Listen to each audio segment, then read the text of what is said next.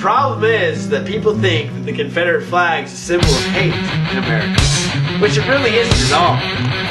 It's a common misconception. Everybody knows that history is written by the victor, and in this case, the federal government is the victor. Name one person who loves the federal government in this United States. Nobody. Nobody loves the federal government at all. The federal government is nothing but a bunch of bullshit. All it does is impose laws on its citizens, which it wants to regard as subjects, and completely tries to trash all rights that they have.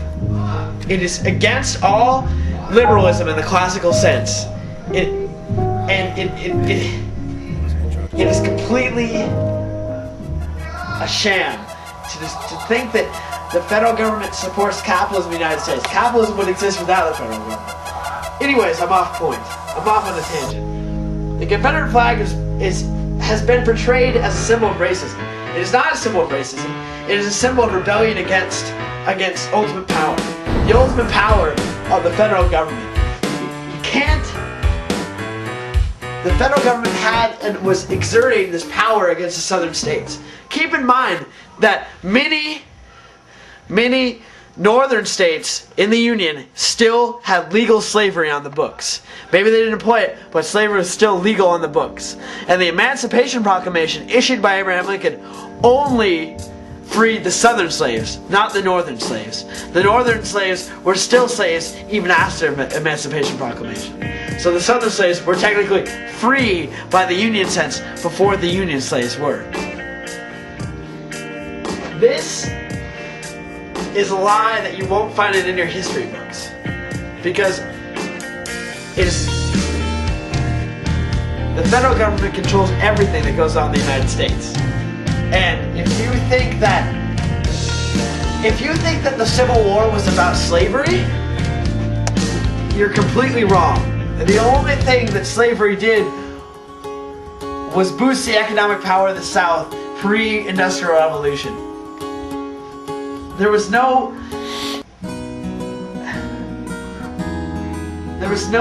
industrial power in the South at that time. There was a little bit starting in the North, but it was all agriculture, and the North was jealous of this fact. They couldn't have any agriculture in the North because it didn't suit their surroundings and their climate.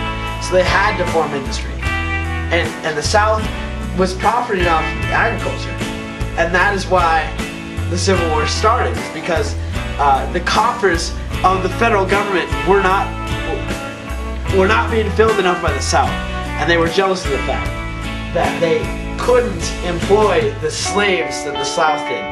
Now, slavery would have been done by 1880 anyways, when the Industrial Revolution came along. Everyone knows this, even though no one wants to say it.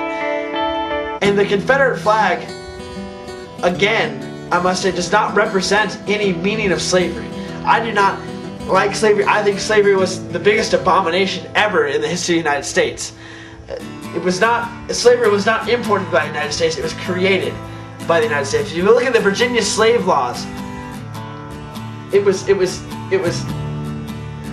every slave law created a new type of slavery. At the beginning, they said, well, we want the slaves to come over here because they're not Christian, and if they're not Christian, they can be slaves. But what about their children? Their children were Christian, they were baptized Christian. Well, how could they be slaves, right? You know, because you can't enslave a Christian. But as the Virginia slave law said, well, we don't want the slave owners not to baptize the slaves' children, so we'll allow them to be slaves. They said if you can't enslave Christians, then the slave masters wouldn't baptize the children of slaves. Therefore, it would be a detriment to Christianity not to have slaves, which is complete BS, because if you ever just take a look at the Bible, you would know that slavery is against all morals and whatever, you know, God's judgment. So it was not imported by the United States, it was created by the United States in that sense. But what we gotta look at here is come back to the fact that this Confederate flag is not a symbol of slavery. It is a symbol of rebellion. And in fact, a symbol of freedom. A symbol of freedom, just like the Stars and Stripes is. But this Stars and Bars is actually a symbol of freedom as well. And I do respect the Stars and Stripes, but I also respect the Stars and Bars because this flag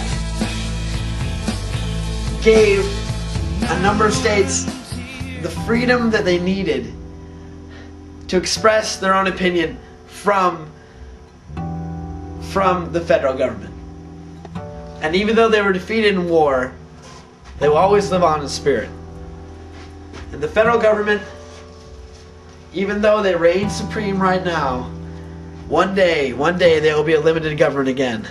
And true Republicans will come back into power and limit the government. Limit an income tax. Let people live how they want to. Stop this stupid war on drugs, which is nothing but a ploy for power by the federal government. It's just all these drugs that they say is linked to terrorism. You know, if they were really that concerned about the terrorism that drugs are linked to, they'd go down to South America, they'd go down to Colombia and Venezuela, and they'd put an end to these kidnappings of political figures. But they don't. They don't do that because all they care about is oil in the Middle East. You know, and it's you know, I mean, you know how bullshit it is. And it is very bullshit. But one day, there will be a rebellion against the federal government. Maybe not a military rebellion, I hope not a military rebellion, but a social rebellion. And true liberalism will reign again. Individual rights and freedoms will reign again in the United States. They will reign again. And as of right now, on the eve of John Roberts being appointed to the Chief Justice of the Supreme Court, it is 30-plus year reign, because he's only, 51, 52 years old right now? One of the youngest Chief Justice ever, once he gets appointed. We'll see a return of liberalism in the United States.